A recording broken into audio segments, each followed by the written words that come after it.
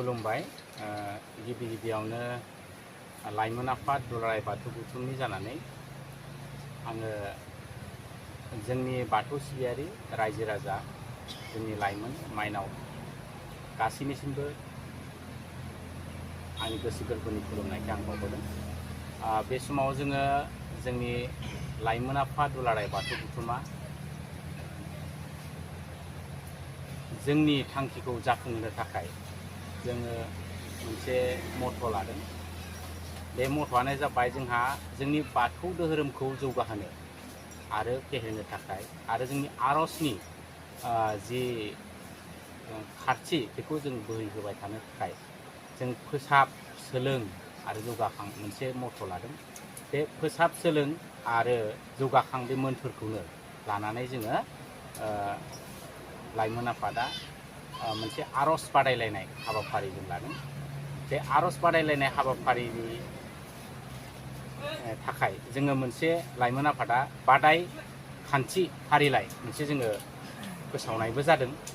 दा बेवहाय जोंनि बादायारि जोंनि लाइमोनफोर बा 35 बोसोर बैसोसिम जायफ्रा बादायारि दं बिथांमोना मोननैसो बादायनायनि खान्थिफोरखौ बुजिजोबाखै। दा बिनि थाखायनो आं दिनैनि बे प्रेस मिटनि गेजेरजों नोंथांमोन गासैनिसिमबो आङो फोरमायनो सानदों। जोंनि बादाय खान्थिनि फारिलाइ हिसाबै जोङो 35 बोसोर बैसोसिम जायफोरा गोसो दङ बिथांमोना आर'जखौ बादायलायनो हागोन। सोरबा हाबा जानाय सोरबा हाबा जायो बेवहाय सिमा जोङो लाखियाखै। हाबा जानाय जायिनि खोथा गैया। जायखिजाया 35 बोसोर बैसोसिम गासैबो बिथांमोना बादायलायनो हागोन आरो गासैबो बादायारि बिथांमोननि थंखौ जोङो मोननो थाखाय जोंनि नैबे बादाय खान्थिनि जोबथारनायाव जों मोनसे फर्म होदों, बाय'डाटा होनना बुङो जायखौ। बे फर्मखौ नोंथांमोना कम्पिउटारनि गेजेरजों बा कम्पिउटाराव डाउनलड खालामनानै बेवहाय गावनि आबुं मुं, बिफानि मुं, बिमानि मुं, जोनोम जायगा जोनोम जायगा नङा सरि जोनोम सान, डेट अफ बार्थ, बैसो जिखिनि फिलआप खालामनांगौ बे बाय'डाटाखौ नोंथांमोना फिलआप खालामनानै 702070316316 बे WhatsApp नाम्बार जों बेयाव होखानाय जादों। बेवहाय नोंथांमोना दैथायहरबानो जों नोंथांनि जि खारि बेखौ जों मोननो हागोन। दा बेवहाय खायसेया जोंखौ फन खालामनानै बुंदों जे आर'जखौ खनबैसो खननांगोन। बेवहाय जों बेयाव जों बुंनो सानदों जे आर'जखौ सेथि दिनखन हिसाबै जों बेवहाय गासै 10था आर'जखौ जों बेयाव लानाय जादों। 10था आर'जनि गेजेराव जायखिजाया मोनसे नोंथाङा बबेखौ मोजां मोनो बे मोजां मोननायनिफ्राय नोंथाङा मोनसे सायख'नानै बेखौ खननांगोन। बेयाव फै आफा बोराइ बाथौ, नुजाफैदो नुजाफैदो, दहाय दहाय आफा बोराइ बाथौ, बेफोरबायदि बिलाइफोरबो होनाय जादों। जोंनि लाइमोन आफाद दुलाराय बाथौ गौथुमा दिहुननाय आर'ज जि बिजाब बेवहाय जोङो बिलाइफोरखौबो जों होनाय जादों। गिबियाव जों सेथि दिनखनाव हांख्रायनाय आर'जखौ बादायलायनायखौ लाहोगोन। नैथि दिनखननि थाखाय जों बरायनाय आर'ज आरो बिनिफ्राय थामथि दिनखनाव बाख्नायनाय आर'ज, ब्रैथि दिनखनाव राहा बिनाय आरो बाथि दिनखनाव बोर आरो निमाहा बिनाय आर'ज। बे मोनबा दिनखननि आर'जखौ मोनसे दिनखननिफ्राय मोनसे दिनखननिफ्राय मोनसे बा सेथि दिनखननिफ्राय मोनसे, नैथि दिनखननिफ्राय मोनसे, थामथि दिनखननिफ्राय मोनसे, ब्रैथि दिनखननिफ्राय मोनसे, बाथि दिनखननिफ्राय मोनसे, गासिनिफ्रायबो मोनसे बादायारिया बादायथारनांगोन आरो बे बादायारिनि बादायनाय जे आर'ज बे आर'जखौ जोङो मोनफ्रोमबो आर'जखौ जोङो फिजिकेलि जों सासे बादायारिनिखौ जोङो जाजमेन्ट माने बिजिरगिरि जों लानानै बेखौ बिजिरनाय जागोन आरो जोबथारनाय बादायनायाव माने जोङो गासै 8 जन सायख'नाय जागोन आरो बे 8 जन सायख'नायानो जोंनि जोबथा बादायारिफोर जागोन। बिनि उनाव जोङो बादाय खान्थियावनो दङ बादायारिनि मेथाइ खननाय समाव जोङो गाननाय जोमनायनि खोथाखौ बुंदों बा दामनाय देनायनि खोथाखौ बुंदों। दामनाय देनाया जेरै बाथौ आर'ज खननायाव खाम, सिफुं जथा सेरजा बाहायो बेफोरबायदिनो बे बादायनाय समावबो नोंथाङा बे खाम सिफुं जथा सेरजाखौ बाहायनो नांगोन। माबा मोनसे जाहोनाव खननो गोसो दं खिन्थु सेरजा दामग्रा गैया, बिदिखौ नोंथाङा जेनेबा सेरजा गैथाराब्लाबो खननो हागोन, खिन्थु नोंथांनि जि खननायनि स्टाइल, नोंथांनि जि खननायनि गेजेराव मा मा देंखोफोरा मोजां जादों जायाखै बेखौ बिजिरगिरिफ्रा नायनानै सेरजा गैथ'वाब्लाबो नोंथाङा देरहानायनि मोनसे लिस्टआव गोग्लैलांनोबो हागौ। बेखौ आं बुंखाबाय नोंथांमोनखौ सेथि दिंखननिफ्रायनो बाथि दिंखनसिम गासिबो बादायारिनि बादायनायखौ जों सुमोनथाय एबा जोङो इभलिउसन लानाय जागोन। दा बेयावहाय जोङो नोंथांमोननो फोरमायनो सानदों जे ट्रेकजों खननानै, जेनेबा बै माइकआव मिउजिक बानायनानै खननाय ट्रेकजों होनदों जायखौ मिउजिक बानायनाय मेथाइ खनोना, बेफोरबायदि खननायखौ जोङो आजावनाय जानाय नङा। बे ट्रेकजों खननाय जों लानाय जानाय नङा, जों डाइरेक्ट माने बे आर'जआ जेरै खनदों बिदिखौसो जों आजावनाय जागोन।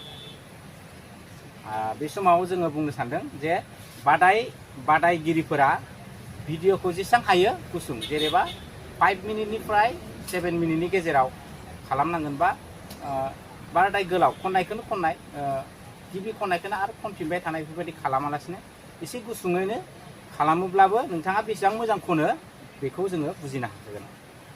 आरो बे समावनो बुंनो सानदों जोंनि बादायखान्थिनि 10 नाम्बार फारियाव दङ इडिटिं खालामो।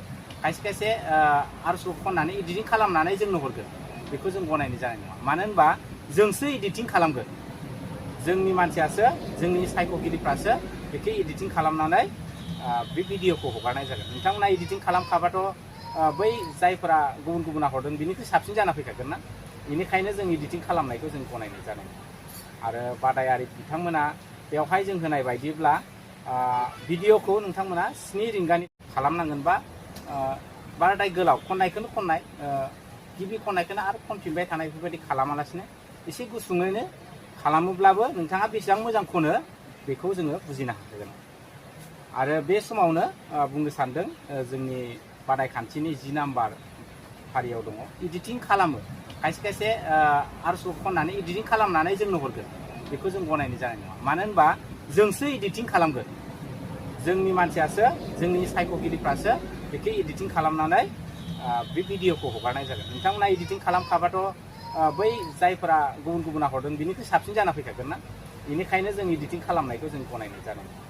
आरो बादायारि बिथांमोना बेवहाय जों होनाय बायदिब्ला भिडिअखौ नोंथांमोना 7 रिंगानिफ्राय फुंनि 7 रिंगानिफ्राय मोनानि 8 रिंगानि गेजेराव दैथायहरनो नोंथांमोनखौ बे जोंनि बादायखान्थियाव होनाय जादों। गाननाय जोमनायनि खोथाखौ आं बुंबाय, ओरैनो जोंहा गामसा गाननानैसो आर'जखौ खनखायो नालाय, आर'नाइ लानानैसो, बेफोरबायदिनो नोंथांमोना गामसा आर'नाइ लानानै, दख'ना आर'नाइ बिदि लानानै बा खनोब्ला जों बेखौ आजावगोन आरो, बा जोङो साबसिन मोनगोन आरो। बिनिफ्राय मोनसे खोथाखौ बुंनांगोन जे जायखिजाया माबा मोनसे खामानि मावनोब्ला जोंनो माखासे खरसा थायो, बेनिखायनो जोङो साफ्रोमबो बादायारिनिफ्राय जों 100 रां माने ओरैनो कन्ट्रिबिउसन लादों आरो। बे गोबां नङा, जोङो कन्ट्रिबिउसन मोनसे लादों 100 रां, माने नोंथांमोना कन्ट्रिबिउसन जोंनो होनांगोन। बे कन्ट्रिबिउसनखौ नोंथांमोना रेजिस्ट्रेसन खालामनायनि उनाव जोंनो मोनसे बेंक एकाउन्टआव नोंथांमोना 100 रां जोंनो सोनानै हरनांगोन आरो। बे 100 रांखौ नोंथांमोना नैबेयाव मोनसे थं जों होनाय जादों, बेयाव अल बाथौ महासभा इउथ कमिटि एकाउन्ट नाम्बार 7050554493 आरो IFS code number IDIB 000S700, बे माने इन्डियान बेंकनि दै, बे इन्डियान बेंकनि।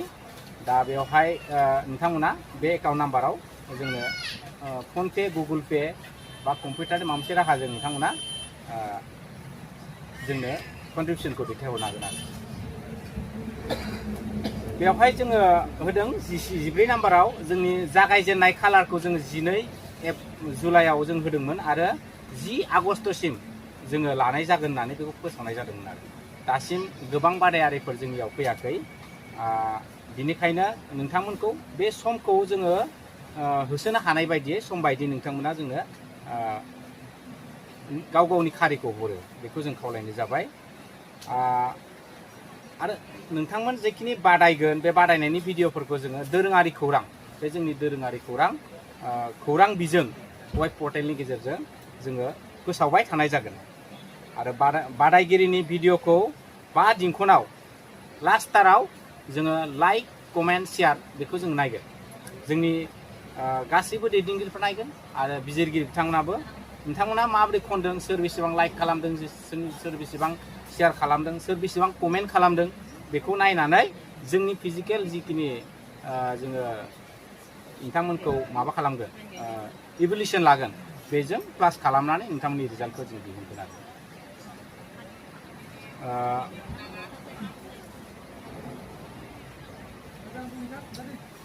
बे समाव जोङो जोबथारनाय फारसे फैनो नागिरदों। जेनेबा 5थि दिंखन जोबनायनि उनाव साफ्रोमबो बादायगिरिनि सुमोनथाइ बिजिरना गासै 7-8खौ जोङो सायख'नाय जागोन आरो बिथांमोना जाय सायख'जानाय बिथांमोना जोंनो गाव गावनि आधार कार्ड आरो बे आधार कार्ड बिलाइखौ जेरक्स खालामना जों लाफानांगोन आरो जाय 7-8 बिथांमोना सायख'जाबाय बे सायख'जागिरि बिथांमोना बै जिखिनि जोंनि फाइनाल बादायनायनि जायगा जागोन बेखौ जोङो मोनसे जायगा जों थिग खालामगोन आरो बेयावहाय जों जायखिजाया बाथौ आर'जफोरखौ जोङो मुंख'नानै होगोन आरो बे आर'जखौ जाय बादायगोन 8 जना माने जोबथा बादायनाय समाव बेखौ बिथाङा खननो नांगोन। आरो मोननैसो बै फाइनाल सेसनाव जोङो मोननैसो सोंगाब सोंनाय जागोन, माने कुइसन खालामनाय जागोन। बे कुइसनखौ बाथौ धोरोमनि सायावनो जों बिजिरनानै सोंगोन बा बाथौ नैबे आर'जखौ सोर लिरनाय, उमुक बायदि आर'जखौ सोर लिरनाय, बाथौ धोरोमनि ओरैया मा बेफोरनि माखासे खोथाफोरखौ जोङो डाइरेक्ट माने जोङो कुइसन खालामगोन आरो। जोबथारनायाव आङो नोंथांमोनखौ खावलायदों, जोङो मोनसे PDF फाइल बेखौ हगारनाय जाखादों। बे PDF फाइलखौ नोंथांमोना फरायबानो बुजिगोन। आं बिनि सायावनो लानानै मोननैसो बाथ्राखौ बुंदों आरो बेवहाय जोङो मोननैसो फन नाम्बार होनाय जादों। बे फन नाम्बाराव नोंथांमोना सेथि दिंखनखौ नैबे 3 होनाय जादों आरो नैथि दिंखनाव 3, थामथि दिंखनाव 2 आरो ब्रैथि दिंखननि थाखाय 2, 5थि दिंखननि थाखाय 2 बेफोरबायदि जोङो WhatsApp नाम्बारखौ होखानाय जादों। बे WhatsApp नाम्बाराव होबानो नोंथांमोननि भिडिअखौ जों मोननो हागोन आरो।